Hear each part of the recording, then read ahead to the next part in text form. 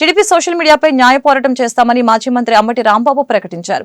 ఈ విషయంలో సుప్రీంకోర్టు వరకు వెళ్తామని స్పష్టం చేశారు. చట్టం ముందు అందరూ సమానులే, టీడీపీ మినహాయింపు కాదని చెప్పారు. సీమరాజ కిరాక ఆర్పీలపై పట్టాభిపురం పోలీస్ స్టేషన్లో అంబటి రాంబాబు సోమవారం 2 కేసులు పెట్టారు. ఈ కేసులకి సంబంధించి రసీదులు తీసుకుంటున్నట్లు మీడియాకు చూపించారు. నారా లోకేష్ ప్రోద్బలంతోనే సోషల్ మీడియాలో టీడీపీ సభ్యులు అసభ్య పదజాలంతో దుర్భాషలాడుతున్నారని మండిపడ్డారు. దూషణలకి పాల్పడుతున్న వారిపై పోలీసులు కేసులు పెట్టడం లేదని చెప్పారు. టీడీపీ గుప్పెట్లో పోలీసు శాఖ ఉందని ఆరోపించారు. చెందినటువంటి నాయకుల్ని తీవ్ర అసభ్య పదజాలంతో లోకేష్ గారి ప్రోద్బలంతో పోస్టులు వీడియోలు పెట్టి మా గౌరవ ప్రతిష్టలకు భంగం కలిగే విధంగాను, సంఘంలో పార్టీలు మధ్యన చిచ్చు పెట్టే విధంగాను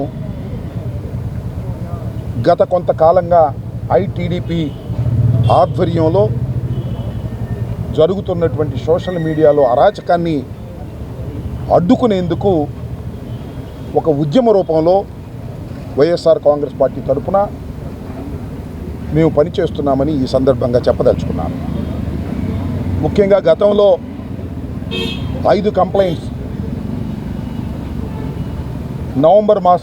పోయిన సంవత్సరం నవంబర్ మాసంలో ఇవ్వటం జరిగింది. 5 కంప్లైంట్స్ కూడా పోలీసు వారు రిజిస్టర్ చేయలేదు. చేయకపోతే హైకోర్టుని ఆశ్రయించడం జరిగింది. హైకోర్టులో 4 కేసులు రిజిస్టర్ చేశారు. ఇంకొక కేసు రిజిస్టర్ చేయలేదు. అది కూడా ఇంకా హైకోర్టులో పెండింగ్లో ఉంది. ఇదిలా ఉంటే సీమరాజు అనే ఒక వ్యక్తి, ఆయన ఒక వీడియోలు చేసి తన ఐడిలో వైఎస్ఆర్ కాంగ్రెస్ పార్టీని, జగన్మోహన్ రెడ్డి గారిని, వైఎస్ఆర్ కాంగ్రెస్ పార్టీ నాయకుల్ని, నన్ను అనేక రకాలుగా దుర్భాషలాడి విద్వేషాలు రెచ్చగొడుతూ అనేక పోస్టింగ్లు, అనేక వీడియోలు చేస్తున్నటువంటి విషయం చాలామందికి తెలుసు. దీని వెనుకాల టీడీపీ ఉండి నడుపుతూ ఉంది. పైగా ఆయన ఆ సీమరాజు అని ఆయన పేరు చంద్రకాంత్ చౌదరట. ఆయన మెల్లో వైఎస్ఆర్సీపీ జెండా కండువా కప్పుకుంటాడు.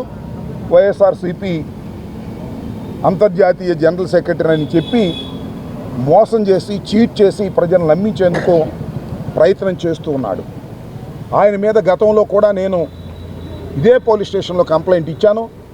But police has not taken any action. Case కూడా రిజిస్టర్ చేయలేదు. మళ్ళా